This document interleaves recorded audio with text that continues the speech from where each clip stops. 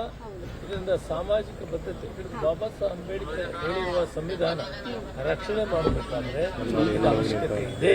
ಇದರಿಂದ ಯಾವುದೇ ಸಮುದಾಯ ಮೇಲ್ವರ್ಗ ಆಗಲಿ, ಶೋಷಿತ ವರ್ಗಗಳಾಗಲಿ, ಹಿಂದುಳಿದವರಾಗಲಿ ಯಾರಿಗೂ ಅನ್ಯಾಯ ಆಗಲ್ಲ ಅನ್ನೋದೊಂದೇ ಮಾನದಂಡ. ಇದಕ್ಕೆ ಹೈಕಮಾಂಡ್ ಬದ್ಧವಾಗಿದೆ, ನಮ್ಮ ಪಾರ್ಟಿನೂ ಬದ್ಧವಾಗಿದೆ.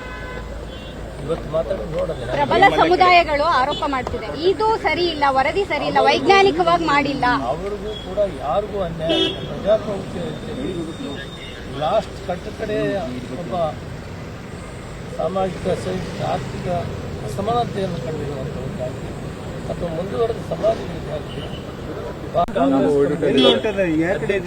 ನಮ್ಮ ನಾಯಕರು ಮತ್ತು ವಿರೋಧ ಪಕ್ಷದ ನಾಯಕರು ಅವರು ಕೂಡ ಇದನ್ನು ಹೇಳಿದ್ದಾರೆ.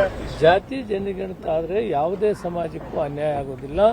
ಇದರಿಂದ ಸಾಮಾಜಿಕ ಬದ್ಧತೆ ಬಾಬಾ ಸಾಹೇಬ್ ಅಂಬೇಡ್ಕರ್ ಹೇಳಿರುವ ಸಂವಿಧಾನ ರಕ್ಷಣೆ ಮಾಡಬೇಕಾದ್ರೆ ಇದರ ಅವಶ್ಯಕತೆ ಇದೆ.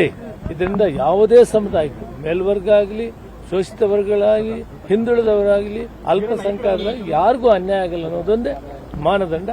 ಇದಕ್ಕೆ ಹೈಕಮಾಂಡ್ ಬದ್ಧವಾಗಿದೆ, ನಮ್ಮ ಪಾರ್ಟಿನೂ ಬದ್ಧವಾಗಿದೆ. ಇವತ್ತು ಮಾತಾಡೋದು ನೋಡೋಣ.